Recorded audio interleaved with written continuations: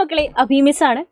മക്കളെ, നമ്മൾ പഠിക്കാനിരിക്കുമ്പോൾ കുറേയധികം പഠിക്കാനുണ്ടാവും. പക്ഷെ നമ്മളെ അലട്ടുന്ന പ്രധാനപ്പെട്ട പ്രശ്നങ്ങളായിരിക്കും ശ്രദ്ധ കിട്ടുന്നില്ല.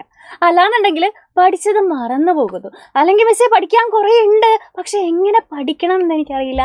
കോൺസെൻട്രേഷൻ എന്ന് പറയുന്ന സാധനം എൻ്റെ അടുത്തൂടെ പോലും പോയിട്ടില്ല. അപ്പോൾ ഇങ്ങനെയുള്ള ധാരാളം ഇഷ്യൂസ് മിസ്സിനോട് കുട്ടികൾ പറഞ്ഞിട്ടുണ്ട്. അപ്പോൾ ഇന്നത്തെ വീഡിയോയിൽ പറഞ്ഞു തരാൻ പോകുന്നത് ഇതിനുള്ള സൊല്യൂഷൻസ് ആണ്, അല്ലെങ്കിൽ 4 ചെറിയ ടിപ്സ് ആണ്. ഈ ഒരു വീഡിയോ നിങ്ങൾക്ക് യൂസ്ഫുൾ ആയിട്ടുണ്ടെന്നുണ്ടെങ്കിൽ തീർച്ചയായിട്ടും എന്ത് ചെയ്യുക, നിങ്ങളുടെ ഫ്രണ്ട്സിനൊക്കെ ഷെയർ ചെയ്ത് കൊടുക്കുക. ആൻഡ് നമ്മുടെ ലൈക്ക് ബട്ടണൊക്കെ ഒന്ന് അടിച്ചു പൊട്ടിക്കുക കേട്ടോ. So can we start. എങ്ങനെയാണ് നമ്മൾ പഠിക്കുന്ന സമയത്ത് നമുക്ക് കോൺസെൻട്രേഷൻ ഇൻക്രീസ് ചെയ്യാൻ പറ്റുക? ഫസ്റ്റ് സ്റ്റെപ്പ്, അതിന് യൂസ് ചെയ്യാൻ പറ്റുന്ന ഫസ്റ്റ് ഒരു ടെക്നിക്കാണ് നമ്മുടെ മൊബൈൽ ഫോണിൽ അല്ലാന്നുണ്ടെങ്കിൽ നമ്മുടെ ക്ലോക്കിൽ ടൈം എടുത്ത് വെക്കുക. അല്ലാന്നുണ്ടെങ്കിൽ അലാം സെറ്റ് ചെയ്ത് വെക്കുന്നത് പോലെ തന്നെ നമ്മുടെ സ്റ്റോപ്പ് വാച്ചൊക്കെ നമുക്ക് ഉണ്ടാവും അല്ലേ.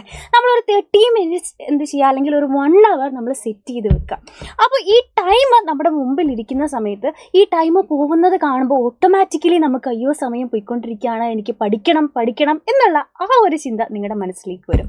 സോ ഫസ്റ്റ് സ്റ്റെപ്പ് എന്ന് പറയുന്നത് എന്താണ്, നിങ്ങളൊരു ടൈമർ നിങ്ങളുടെ മുന്നിൽ സെറ്റ് ചെയ്ത് വെക്കുക, എന്നിട്ട് പഠിക്കാനിരിക്കുക. സോ ഈ ഒരു ടൈമർ നമ്മുടെ ഫ്രണ്ടിൽ ഇരിക്കുമ്പോൾ തന്നെ നമുക്ക് കോൺസ്റ്റൻ്റ് ആയിട്ട് നമ്മുടെ ബ്രെയിൻ നമ്മളിങ്ങനെ അലാം ചെയ്തുകൊണ്ടിരിക്കും, നമ്മുടെ സമയം പോയിക്കൊണ്ടിരിക്കുകയാണ്, നമുക്ക് പഠിക്കണം.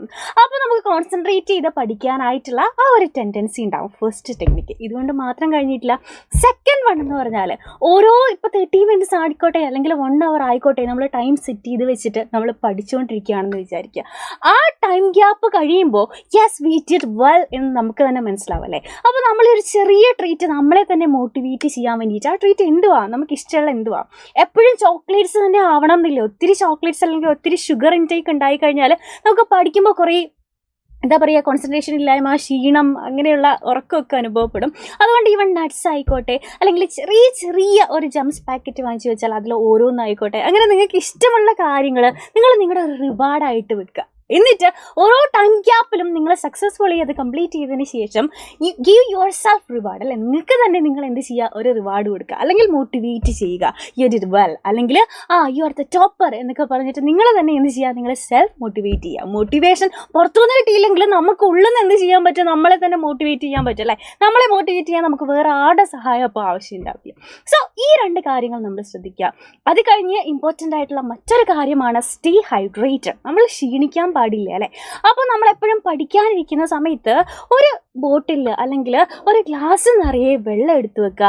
എന്നിട്ട് ഇടയ്ക്കിടയ്ക്ക് നമ്മൾ എന്ത് ചെയ്യുക, ഗ്യാപ്പിൽ നമ്മൾ എന്ത് ചെയ്യുക, ഈ ഒരു വെള്ളം കുടിക്കുക. Hydration is important. അത് പഠിക്കുന്ന കാര്യത്തിലാണെങ്കിലും എപ്പോഴും നമുക്ക് വെള്ളം കുടിക്കുക എന്നുള്ളത് ഇമ്പോർട്ടൻ്റ് ആയിട്ടുള്ളൊരു കാര്യമാണ്.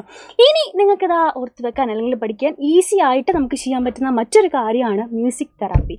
ഈ മ്യൂസിക് തെറാപ്പി ചെയ്യുമ്പോൾ എങ്ങനെയാണ് ചെയ്തു തരേണ്ടതെന്ന് മിസ് പറഞ്ഞുതരാം. ശ്രദ്ധിക്കേണ്ട കാര്യമുണ്ട്.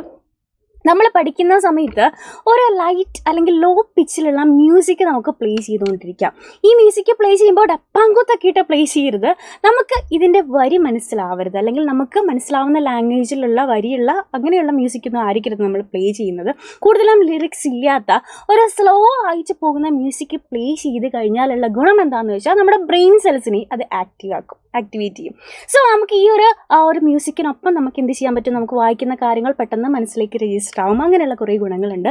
സോ മ്യൂസിക് തെറാപ്പി ചെയ്യുമ്പോൾ മിസ് പിന്നെയും പറയുകയാണെങ്കിൽ പ്രത്യേകം ശ്രദ്ധിക്കുക, വരികളുള്ള അല്ലെങ്കിൽ നമുക്ക് മനസ്സിലാവുന്ന ഏത് ഭാഷയിലുള്ള ലിറിക്സും അതിൽ ഇൻക്ലൂഡ് ചെയ്യാൻ പാടില്ല, ജസ്റ്റ് മ്യൂസിക് മാത്രമാവണം. അപ്പോൾ ഇത്രയും കാര്യങ്ങൾ നിങ്ങൾ ശ്രദ്ധിച്ച് കഴിഞ്ഞാൽ നിങ്ങൾക്ക് കുറേ നേരത്തേക്ക് പഠിക്കാനുണ്ട്, അല്ലെങ്കിൽ ഒരു ടോപ്പിക്ക് ഫുള്ള് തീർക്കാനുണ്ട്. പക്ഷേ കോൺസെൻട്രേഷൻ കിട്ടുന്നില്ല എന്നുള്ള ഇഷ്യൂ ഒരു പരിധി വരെ നമുക്ക് എന്ത് ചെയ്യാൻ പറ്റും, മാറ്റാൻ പറ്റും. അപ്പോൾ ഈ ഒരു വീഡിയോ നിങ്ങൾക്ക് യൂസ്ഫുൾ ആയിട്ടുണ്ടെന്നുണ്ടെങ്കിൽ മിസ് പറഞ്ഞതുപോലെ തീർച്ചയായിട്ടും എന്ത് ചെയ്യണം, ഫ്രണ്ട്സിന് ഷെയർ ചെയ്ത് കൊടുക്കുക ആൻഡ് ലൈക്ക് ചെയ്യുക. ഇതുപോലെയുള്ള യൂസ്ഫുൾ വീഡിയോസ് ആയിട്ട് നമുക്ക് ഇനിയും കാണാം. അതുവരെ bye bye and take care.